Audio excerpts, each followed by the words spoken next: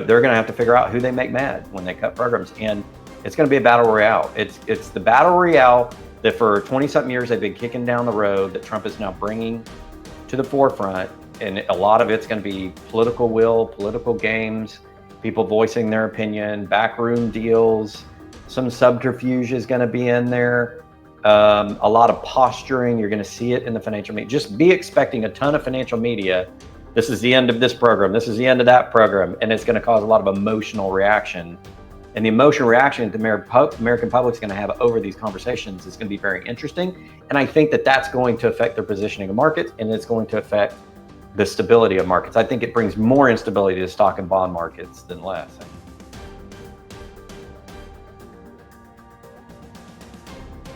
You're watching Capital Cause, and my name is Danny. It is May 23rd, 2025, and today's guest is Rob Kientz. Rob, thank you so much for coming on the show, my friend. Hey, Danny. Thanks, Danny, for having me back on. I appreciate it. Yeah, let's just dive right in, Rob. I know not many, story-making headlines going on right now, but if you were to pin one thing down, what should be on the radar screen for investors and just everyday individuals as well? What do you think should be most pertinent on their radar screen?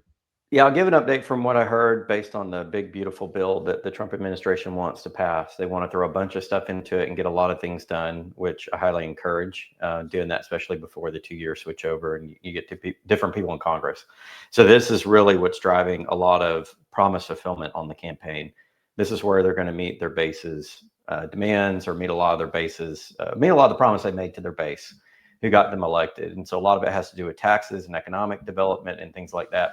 And I'm a member of the National Small Business Association. I'm on a couple of their leadership councils, and I happen to be on the tax leadership council and on the economic development. We had our meetings yesterday where we got an update on what's going on there. And it is suspected that bill, they're trying to find $4 trillion to fund that bill, meaning with the cuts, with the provisions in the bill, it's loaded up front to where they need $4 trillion. And then eventually they save money later on. Now, all the details also aren't hammered out. So there's a lot of moving parts to it. They expect that it'll increase the debt by a big chunk, which of course is not good for the economy, puts the economy more at risk at a bad time. But supposedly some of the things will act as stimulus that will then earn that back down the road and then more. However, I find those claims often to be very misled in legislation over the years as we see it passed, and it doesn't really have the impact that we think it will. And particularly with tax related issues, it looks as though those above a certain income level that are well in the middle class, and we're talking like 60, 70,000, appear like they may actually get a tax hike in a way or less tax breaks. So we've got to work all that out. And according to the National Small Business Association Council that does all this lobbying and kind of connects small businesses with the national government to promote, small business issues, they say there's going to be a lot of rulemaking and lawmaking over the next year, basically deciding exactly how this all goes about. So this bill in itself is really an enabler, but they got to figure out the details. And from having worked in Florida, for example, we got the gold legal tender bill passed in the House and Senate. The governor said he'd sign it, but it's delayed by a year because then they got to do the rulemaking. Why do you got to do the rulemaking? Well, because the provisions of the bill create new things, new entities, or it may adjust things already in place. And so now they got to go back and do all the hard work of setting all the paper and documentation and all that stuff. So we don't actually know what's going to happen. So I find talk about any stimulus that this is going to provide to be extremely premature until we see what happens there. But I'm really bothered by the $4 trillion estimate that they have to try to find. That's a big issue. What are they going to cut? One of the holy grails is Medicaid, and people expect that that's going to be looked at. But Trump has come out publicly and said he doesn't want people to touch Medicaid. But what else are you going to touch? You're going to have to touch social programs. You're going to have to decrease existing benefits, or you're going to have to decrease the military, or you're going to have to decrease a bunch of executive departments. What else can you do? So it's a measure of austerity. We don't know exactly what that austerity is going to look like. And one of the things that one of the big business owners in our group yesterday said was, he said, uncertainty is not good for the economy. Certainty is better. At least you know which way it's going. He's got buildings in North Carolina that are sitting there unrented. They're industrial buildings, and it's costing him $100,000 a month. And he's got contracts sitting there for people wanting to rent those two buildings. The problem is they're not doing it because of economic uncertainty with the tariffs and with this new bill. They don't know what the business climate's going to look like. So right now we have a lot of business owners not taking the chance, not starting new businesses because of uncertainty. We don't know what the tariffs are going to do. We don't know what the big, beautiful bill is going to do at the end of the day. So as those things kind of work out, as deals are worked out through the whole tariff process that Trump is using, I know China came back to the table. A lot of people are coming back to the table. And as this big, beautiful bill is hammered out, and maybe as it goes through the Senate and gets passed, it'll be probably 6 months, a year or so before we actually see what's going to happen. And it may be that long before businesses in the US start reinvesting. They may be holding their cash right now, waiting to see what's going on, to see how it's going to affect them. And so in the short term, it's probably not stimulative to the economy. In the long term, we don't know. It could either wreck the economy or it could make it better. But the jig is really, we don't know yet. And I've heard different opinions from people, whether it be Republican or Democrat, and there are a lot of questions about what the bill is actually going to do. So, well, the Trump administration is positioning this certainly as something to fulfill campaign promises, readjust the economy back into manufacturing, bringing businesses back, getting the dollar a little bit weaker so that we can export more, fixing our financial situation. In reality, we really don't know how it's all going to go about. And people are going to be holding their cash, waiting to see what's going to happen before they invest, because nobody wants to make an investment, have that investment negatively affected, have a negative return on that investment, because we don't know what's going to happen with the tariffs and the big, beautiful bill. So just a little bit of economic instability right now because of that. And you're seeing that in the numbers. Certainly American consumers are hurting. Auto delinquencies are the highest on record right now. I'm going to record a show for my channel right after this, in which I look at real estate, and real estate looks like it's a bloodbath. It is. There was about 3 or 4 weeks ago a chart that came out that said overall, and this is from data pulled from the National Association of Realtors in many places, it said overall the real estate market was the weakest since the 60s, or the weakest in over 60 years. And the new data that's coming out is showing that the sales are starting to fall off a cliff, and that the thought that people would not refinance their 3% mortgages with 6%, and that would keep all of that real estate in inventory, and so that you wouldn't have this glut of sellers, it looks like it's becoming false, because we're starting to see all these sales come on market and people are selling. And it's not necessarily they're going to go buy something else. They're just going to sell because they need the money. And they know that they can sell now because we're at a high, because as interest rates rise, those housing prices have to come down, and it also reduces affordability. So I think there's a lot of uncertainty in the economy. The data does not necessarily look good. Manufacturing's had a pullback. Real estate looks like it's about to crater. You had a semi-stock market correction that's kind of rebounded, but it's sitting there and it looks kind of sick, like the stock market really doesn't have the impetus to move forward. And then you've got all the uncertainty with the tariffs and the bill that Congress is passing. So this year could be very volatile and very weird and very hard to predict as to what is actually going to occur. So I think it behooves everybody listening to this just to be careful. This may be the environment where you want to go a little bit to cash instead of holding money in investments, and just kind of see what plays out and protect yourself. I wouldn't think that would be a bad move. Rob, if you were to bet $1, Mm-hmm. if Medicaid isn't on the chopping block, and if they just pass this huge defense spending bill the other month as well, so if defense isn't on the spending block, where do they get the $4 trillion for the big, beautiful bill? If you were the Trump administration, if you were to make a wager on this, where do you think they find the money? Well, if you look at the big spend, it's the unfunded liability of Social Security, Medicaid, Medicare, and then you look at things like the military. Those sit at the top, and then you have other entitlement and government programs. If they're not going to touch the top ones, if they're not going to touch the ones at the top, because they're all untouchable. Because think about voters who vote. People that get out and vote, are the majority of them, from a percentage standpoint, come from the older generations who don't want you to affect Medicare, Medicaid, or Social Security. And the fact that they just passed that defense bill and they're trying to increase defense spending, and Trump very much is going into a protectionist sort of state around America, not only trade-wise, but also militarily, talking about the threat from up north, talking about the space race and funding that, and talking about China building up their military. It looks like they're probably not going to touch all of those big ticket items. And so what they would have to do is go through and start taking it from smaller budget items, and it could be anything. And we were all presupposing or talking about it in the NSBA meeting yesterday, and there's a lot of confusion. We don't know. There are people out there with the NSBA out on Capitol Hill talking about this, and the fact is no one knows. They're passing. They think they're going to pass the bill without knowing. No one knows. And so that's why I said there's so much uncertainty. It's not like we know that they're going to take 3% off of Social Security for the next 5 to 10 years, or they're going to reduce a certain type of Medicaid payment, or they're going to pass some other restrictions on costs, or things that you could then equate and then put into a computer and figure out how's that going to affect all these industries and jobs. And we don't know. We literally don't know. They're going to have, if you're going to get to 4 trillion, you're going to have to go after some of the untouchables. And with military bill just passing, they're going to have to touch Social Security. They're going to have to touch Medicare, Medicaid, and then they're going to wholesale cut some other programs. As to what those are, that's actually what's going to be argued out by the administration and by Congress. If this bill passes, that's where you get the fireworks. That's where you get them trying to say, okay, who do we not want to piss off in the voter rolls? To get, the one advantage Trump administration has, at least Trump, not necessarily everybody associated with his administration or the Congress, is that this is his last term, right? So for him, he's going to push.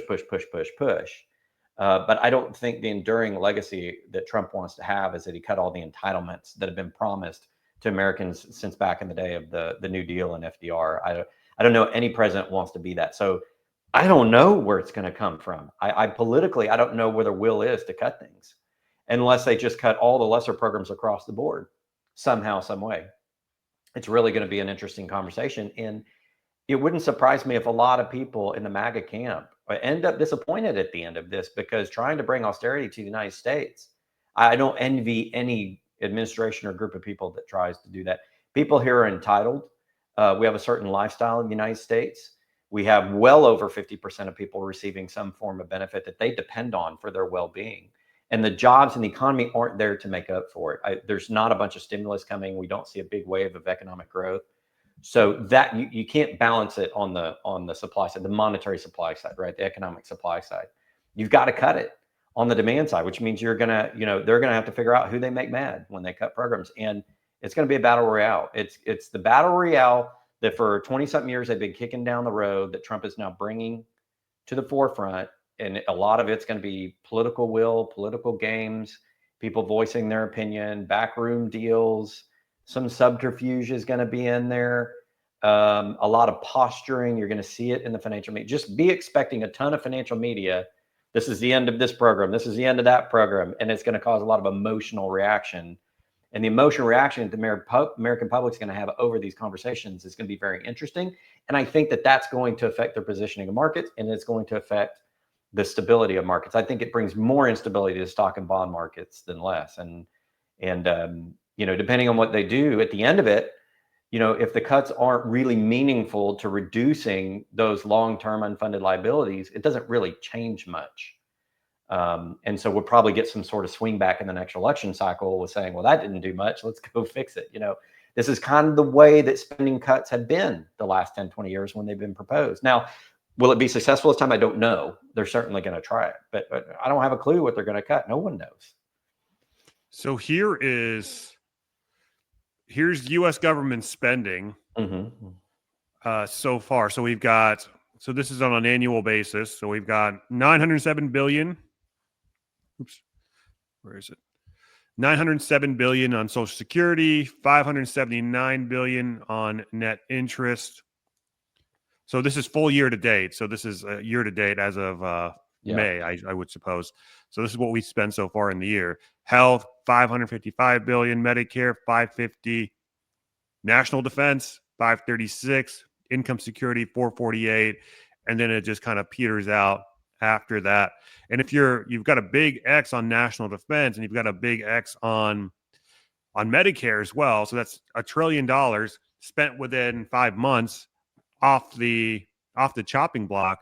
That leaves health, net interest. You can't write that off. I mean, that's got to stay as well. No, and bond rates are rising, so that's going to go up.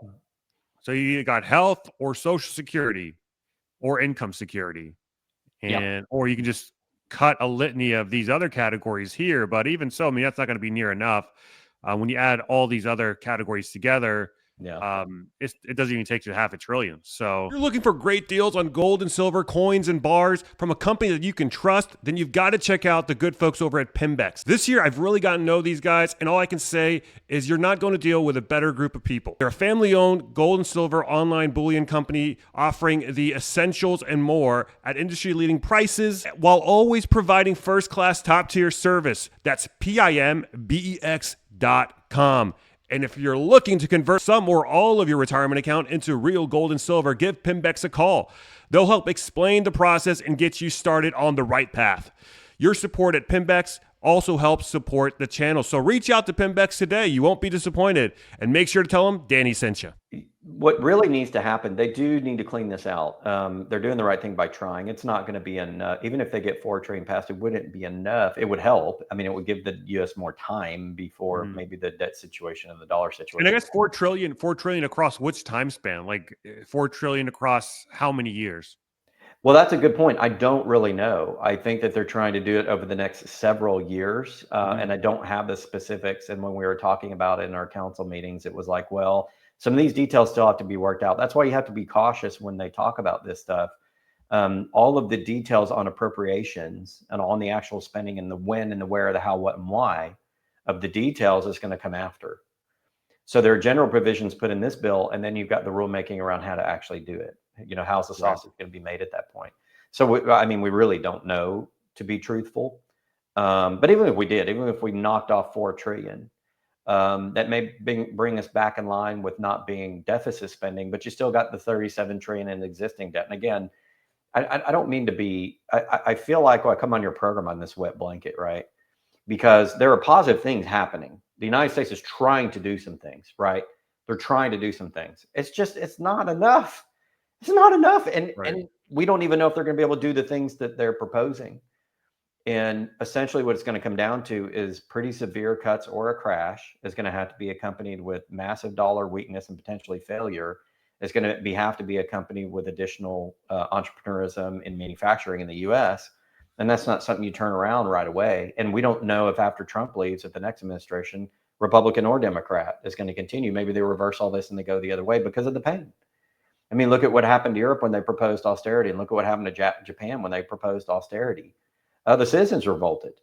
Politically, it wasn't expedient. And you knew that the next group coming to office was simply going to turn around and reverse it anyway. So it's a nice talking point. It's nice to get that out there. If the 4 trillion sticks and they figure it out, it will be good from the standpoint of it's going to reduce the spend. It's going to hurt people. They're going to have to find other ways to make up that income, but it would reduce the fiscal deficit and perhaps buy more time for the dollar treasury system. And if you add in the Bitcoin and the gold that they're trying to put in sovereign wealth fund, maybe that adds a little. But it's kind of like, I kind of feel like I'm trying to chip away at an iceberg with a nice pick or a hammer. It's just not. It's not. Good first steps. It's not enough. Yeah, it's a gargantuan task to do all this when feasibly within 2 years, because that's really when it needs to get done. Yeah. Technically, it needs to get done before 2 years because you need to give yourself a little leeway to campaign in the midterms if things are still doom and gloom. Everything needs to be humming along 6 months before the midterm, ideally, before if you want to prevent a bloodbath, that is. If things are collapsing and falling apart, it's not going to be a pretty sight. And then you've got another 2 years where you're effectively a lame duck, presumably if he doesn't run for a third term. And nothing gets done after that. And on the next election cycle, the Republicans have to win again to keep it. And you have to have a new leader of that party that's willing to carry forward what's been done. That's actually one of the weaknesses of the American system is we turn it over every 4 years and things can quickly be reversed. It's good that we have term limits.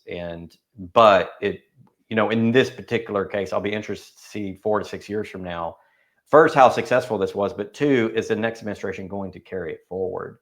Because if they don't, it was a nice little respite. We got a nice little rest in the park, but we're still in the same situation. Right. And depending on who gets elected, the Democrats get back into power. They could turn around and want to overspend because they're going to have people screaming at them, "Why'd you cut my benefits?" And they may turn around and pass legislation that reverses that and even adds more. I mean, you never know.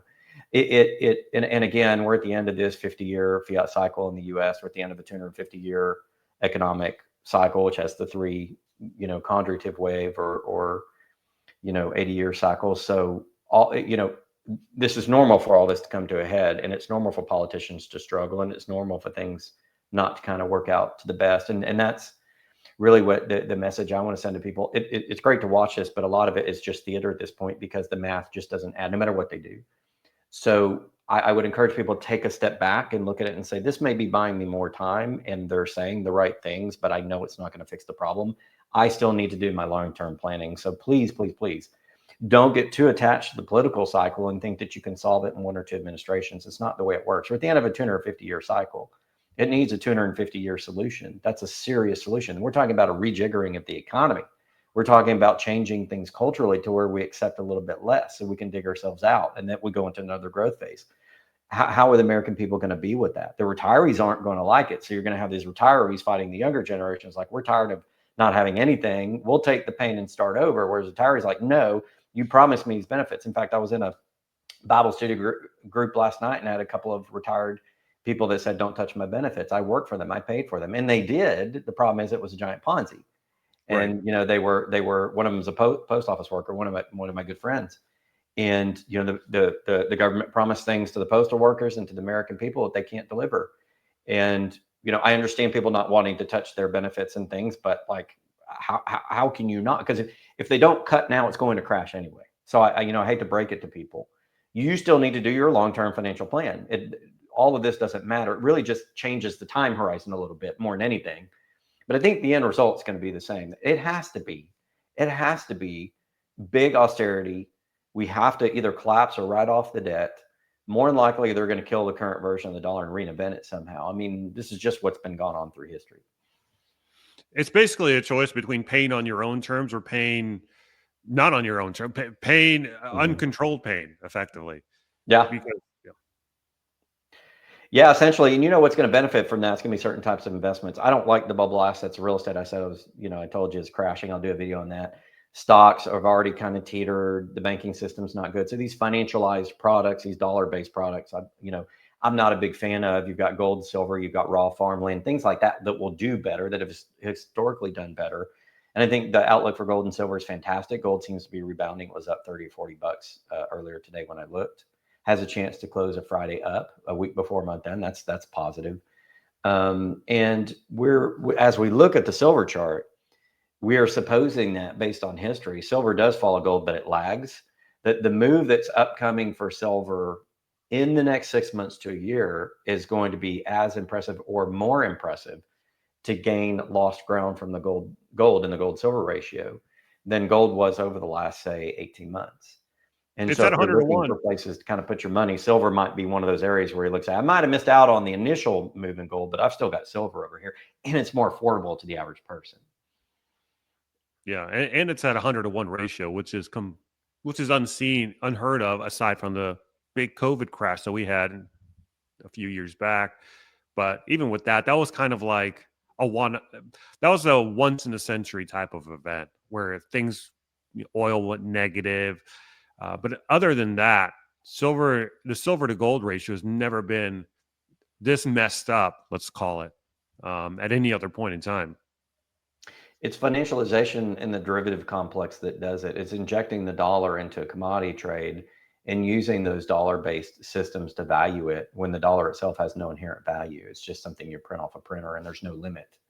And so what we're seeing is these commodity prices starting to come out, especially precious metals, which are counter-cyclical or are about to go into a recession. That's where you go to metals, not necessarily copper or these other things, but you go to metals.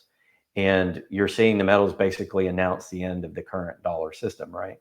So that's really the place you want to be to recover some of that inflation that you lost and maybe to kind of hold the value of your money. And specifically that gold silver ratio you're talking about, gold ran first because of financialization, because gold is seen first and foremost as natural money, as real money. And if you look at Basel III, it is a big piece underlying the financial system, underlying the banking system, whereas silver a little bit more industrialized and it follows. But that's great for people. It's great for two reasons. One, some people can't afford gold anyway. And two, they may have missed out. But now that they're seeing gold, now they've got that secondary opportunity in silver and the price hasn't risen and it's more affordable. So this is where you're going to start to see the deplorables. and the lower income levels kind of pop back into silver as a way to kind of, navigate what's coming in the economy. And I think you're going to see a reversal of that 100-to-1 ratio pretty violently at some point. Yeah, I'm looking at the market cap now. So gold, let's go ahead and pull this up here. This is a list of market caps across various asset classes. Gold sitting up here at the tippy top, $22 trillion market cap, $22.5 trillion market cap, followed by a huge gap down to Microsoft at $3.3 trillion. Silver, $1.8 trillion market cap. I mean, let that sink in. I mean, that is a super small market. You've got Alphabet, Amazon, Bitcoin, Apple, NVIDIA, all have a substantially higher market cap than the entirety of the silver space. So yeah, and not only that, but silver might be the most important commodity in the world at its use, and it's in a shortage. Because all these stocks rely on silver. 100%. Microsoft, NVIDIA, that's exactly right. Bitcoin, the entire network yeah. underlying Bitcoin requires silver. So all those things at the yeah. top, the whole tech sector. So if you're interested in tech, you better be interested in silver, because without silver, you can't have tech. Right. And so when you look at the stock market compared to the bond market, so the stock market, it's tens of trillions of dollars in market cap. The bond market is in the hundreds of trillions of dollars, and then you've got gold and 22 trillion, and then you've got silver. The precious metals are effectively 23 trillion or so, 22 trillion and some change. So I'm not saying that all that money from the bond market and the stock market, once if and when those markets start to collapse and you start to see a rotation from those sectors into the gold and silver sector, I'm not saying that that'll happen in its entirety, but even a small fraction of that capital coming into gold, coming into silver, I mean, that will drive the price ballistic. I mean, can you imagine even a small fraction of the bond market or the stock market coming into a $1.8 trillion market in silver?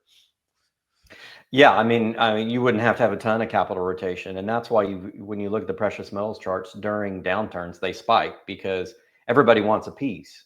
And I mean, they're not talking about people putting their whole portfolios in.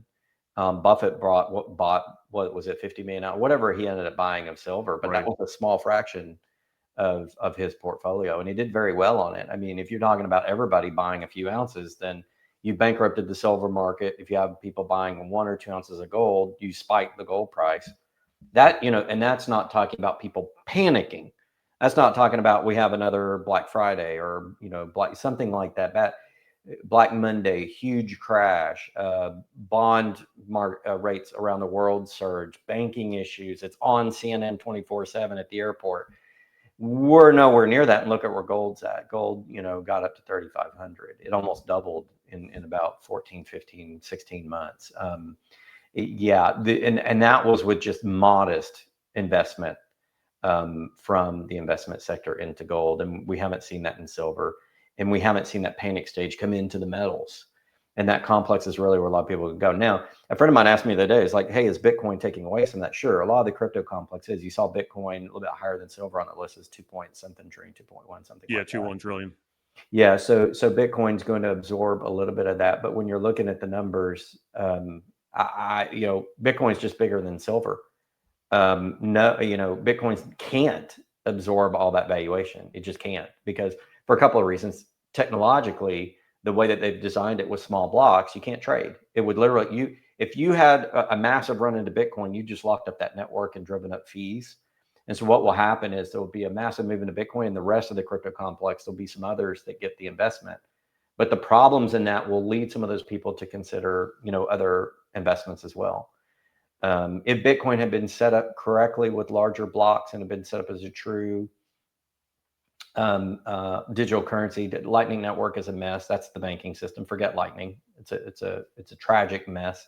You went to the original Satoshi white paper version of Bitcoin, then I would expect Bitcoin to explode even more, because then you could have more transactions and you could see more people putting their wealth into it. But I think there are limitations over the current implementations of the crypto complex. Remember, cryptos are very young, 14, 15 years. they're not set up for prime time. Gold and silver have been there before. The cryptos haven't. So the cryptos will do well, but they're not going to be able to take the avalanche of money that's going to be flowing looking for those alternative assets. I think precious metals are going to do better for that reason. Yeah. Well, you also have the energy complex as well. It's not even on this list. So all of these asset classes that are critical for society are pretty much in the dirt. So it's going to be a very interesting couple of years to see how all this plays out. Rob, it's been a pleasure having you on as always, my friend. Anything else you want to talk about before we wrap up here? Yeah, I would say just pay, we're at the point in the United States life cycle. Well, don't pay too much attention to politics. I don't mean to ignore it, but at this point, it's go back to basics. Don't listen to what the talking heads say. Do your research and make plans accordingly. And just know that eventually this is all going to come down. We know it's all going to come to some sort of head. You don't want to be on the wrong side of that. So if you want to play around the stock and bond markets for now and make your money, certainly if you're in that industry and you depend on it, but begin thinking about, I think this is the last small period of time that people really have to do financial preparations before it hits. I mean, really, and I know I've been saying this for 15 years, but when you looked at the book, when I wrote the book, it was bad. When you look now, it is a lot worse. It's 10 times worse. You mentioned it really quick. What do you make of the bond market? I mean, the bond market crashing, as it would seem, especially in Japan recently. Those yields, those 30-year yields are spiking to, I believe, 20-year highs in the case of Japan. I have to recheck, but they're definitely at highs. It's a preview of what will come to the US, because when I wrote the book, I said either Japan or Europe will be the first currency to break, and it starts in the bond market. You see rates spike. That's a result of the valuation of the yen. They lost a lot of the carry trade advantages because they had to raise interest rates. That basically killed all the money coming into the Japan currency bond complex, and it's going to blow up. And that's going to be a preview of what happens to bond markets around the world, including the US. Because when people lose faith in that currency attached to that bond, and bond rates rise because pressure is rising in the environment, risk is rising, bond rates go up, then all of a sudden you basically have a runaway, and the government can't hold it down. They can't pay the yields over time, and they can't refinance, and you get into like a trap. It's like a bull trap. You get in there and you can't get out, and then you're stuck, and then that's where you're going to have the losses come. So yeah, this is a perfect illustration of what will come to all bond markets, because we're all on fiat currencies. And again, this is unprecedented world history. We've never seen all fiat currencies at the same time. Nobody knows what's really going to happen. We know this can be a big blow off, but I think, if you've read Austrian economists, they've talked about this and they've looked at it on limited scale over time. The scale that we're going to see this is bigger than anything that's ever been written about. Mm-hmm. And I'm not trying to over dramatize. They're mathematical facts. They're undeniable mathematical facts that we have to deal with here. And certainly those bond markets are telling the tale. I've always said bond markets would predict the end of this financial era before anything else. Because one, the bond markets are the smartest, and two, three reasons. Two, the governments have to pay that interest. And so it becomes a focal point and a driver of economic stability. And the third thing is that there's so much money in the bond markets, and they're so old that they really are a bellwether of overall economic health. And so watch those interest rates and the ability of the governments to refinance. When it gets tight for them to refinance, it's over. That currency system is over. They're going to have to hyperinflate or do some sort of jubilee. If they do a jubilee, it wrecks their credit rating, and it will drive those countries into depression. So what they're going to try to do is they're going to try to print out of it. And in Japan, they've printed so much. How are you going to print out of that? Japan at some point is going to be begging for help, I think, from the international community, and we'll be interested to see, who may step in and bail them out. Will the United States truly have the ability to do that? They probably could, except for the fact we've got our own problems. So watch the bond markets. Those rates will tell you when the collapse is about to come. When you say those start to spike, that will be your sort of last but initial sign, and then you'll see others. You'll see the stock markets and you're already seeing real estate. You see all that, but the one that's going to tell you we're right on it are the bond rates. And we've seen a couple of the 30-year issues over 5%. That's sort of the Maginot line for getting a little tight. especially looking at the U.S. and Japan with the amount of bonds they hold, that 5% sort of that magic marker. All the analysts say you don't want to be up over that for too long, because once you start refinancing those bonds, you're in trouble. It bankrupts the countries, and the tax receipts don't pay for it, and it burdens the consumers, and it brings the economy down. Then it causes questions in the currency. This is what we're starting to see. All the things we've been talking about for 15 years. I predicted in the book. I've been on YouTube. All these other people have been talking about. It's coming true now. Now, it's a slow process, yes, but it's coming true. And the benefit of it being somewhat slow process, it may be a little boring to people that are adrenaline junkies, but it saves families. So I'm glad that this is taking a bit of time to play out. It gives people time to figure out what they want to do. Come watch your channel and figure out what they want to do. What you mentioned this 250-year cycle. What is that exactly? Because we're familiar. I mean, I am at least, but a good chunk of the audience is also probably familiar with the fourth turning cycle, which is an 80-year cycle. But you mentioned the 250-year cycle. What is that exactly? So Sir John Glubb was in the military in Britain. He also led the militaries of some Middle Eastern nations over his career. And then he traveled, and he was a speaker, and, got knighted for all of his work for the crown, and was considered very well respected. And he noticed as he traveled and he studied cultures and things, he's like, wait, this stuff happens here just like it does in Britain, but you're a different culture, different language, different. So he started doing research, and over the years, he did a ton of research, and he went back all the way to ancient Assyrians. He looked at every major nation state that had the dominant economy, culture, and political system. And he looked for markers about how the life cycle of it, basically mapped the life cycle. He said, here's the milestones of the growth, here's the plateau, and here's what happens when it goes, and then another one rises, right? So what's happening now? The U.S. is coming down. By the way, next year is the 250th anniversary, basically, is our birth as a free nation. Right on time. And look at the problems that we're having. Look at the validity of Sir John Glubb's research. It was anywhere from 220, 260 years with an average of 250. It looks like we're going to hit right on the average. And it was the best predictor of seeing the way nation states go. And some of the markers and milestones are cultural and political, but they're economic ones as well. And so I usually talk about the economic ones, but you got cultural ones. You got the rise of feminism. You've got collapse of political systems. You've got additional wars. You've got all sorts of milestones that mark the end of a culture. You've got leisure, people wanting more leisure, people not wanting to work hard, entrepreneurism going down, religious adherence to the base religion, which in our country would be Christianity, weakening. All of those things, of course, go back when you get through that 250-year cycle, but we're on that downtrend. And again, that has occurred in every major nation that had a dominant currency, culture, and political system dating back almost 3,000 years without fail. Rome was a special case of that, where you had two versions. You had Eastern and Western, and you had two eras, but that one went in similar cycles.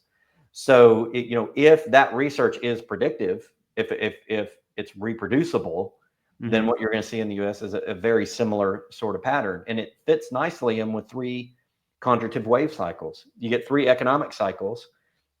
By the time you get to the end of that third cycle, your political and cultural issues have inflamed, and then the whole thing just sort of kinds to collapse, if you will. So it's not just an economic collapse. It's an economic collapse driven by changes in culture, changes in focus about what's important to that culture. They actually drive a lot of the economic activity. So I would make the point that this is probably more of a culture and political phenomenon, but it's got that economic cycle rotation in it that gets affected by the depth of the fall in the culture and the political systems.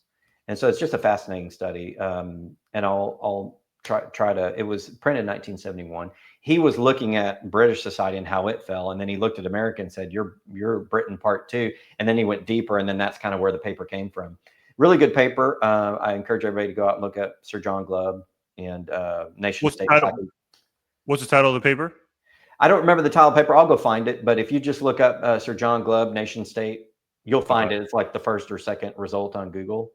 How long of a read is it? Is it like an entire book or no? It's about 30 or 40 pages, but the way it's not super heavy technical. It's more he's looking at milestones and cultural traits and economic traits. So it's like a 50-page summary paper where it goes over the milestones and the characteristics of a society at sort of a high level and compares and contrasts over time. It's a very good study. It's the type of thing that you would go to college and see in a master's level class. But it's very accessible to the average person. The average person can read it And you don't have to have a degree in finance really to understand it. You just have to understand life. You just basically have to be a student of life.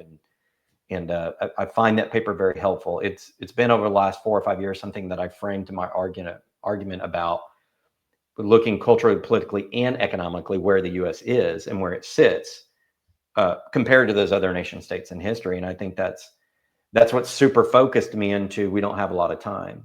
Because if you didn't have that sort of 250-year view and you're just looking at the last 20, 30, 40 years, you may not see that. You may not understand conjunctive wave cycles. You may not understand the nation state cycle. You may not understand the 700-year bond cycle. You may not understand a lot of those things. So I highly encourage people to look at long-term cultural, political, and economic studies, because it's amazing how many times humans repeat the same patterns, and they don't have to be the same color or speak the same language or be born at the same time. We're all human. We do the same thing. Yep. It's amazing. That's why, when countries say we're better than you, and I'm like, nah, look at history. We all screwed up. We all had our shot at the big time. We all screwed it up, and we all did it the same way. So guess what? Nobody's better than anybody else. We're all, flawed as humans. And just to understand that, I help people frame kind of what's coming and then understand, okay, what do I need to do? Well, first, you can see the markers in the study, and then you're like, oh, okay, what do I need to do? And then that kind of gets you in that mode of preparing. Otherwise, you kind of get analysis paralysis. You're like, I see all these numbers. I don't know what to do. Well, look at a bigger time frame and compare that to history.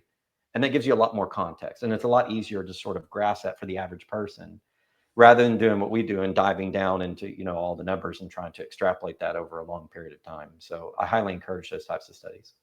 Yeah, the signal becomes clearer the more you zoom out, definitely, both in technical analysis and in viewing cycles. So I'm going to give that paper a read, Robert. I'll send it over to you. Yeah, for sure. Mm-hmm. Yeah, maybe in a future episode, either with you or just by myself, I might do a deep dive on that paper, sure, if it's worth it. But thank you so much for your time, my friend. Anything you want to plug before we sign up? I know you've got the Freedom Report YouTube channel, which I encourage everyone to subscribe to. Anything else you want to plug? Yeah, I run a bullion company, Kinesis Bullion. I know you have your own provider, so I encourage people in your channel to use your provider, but definitely take a look at Kinesis if you wish. But mostly just protect yourself. Honestly, I'm at the point where it's not about sales or money or anything to me. It's literally about, please protect yourself. Please pay attention to this. Please follow the alternative media. You're not going to get this on mainstream. Follow the alternative media. And I just wanted to thank you, as well as all the other people on alternative media, for publishing all of this kind of content in the last 15 years. This is the modern day printing press. This is the Gutenberg, right? This is what's freeing people. It gives you an opportunity. So, don't sit on this information. Do something with it. That's what I'd highly encourage people to do. Yeah.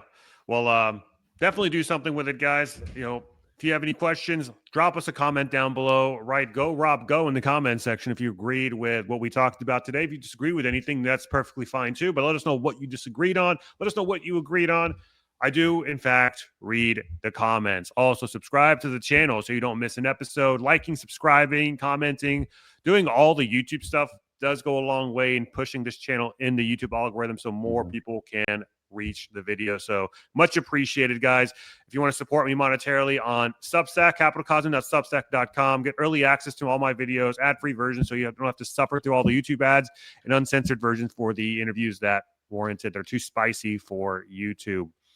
And check out our sponsors, affiliates down below.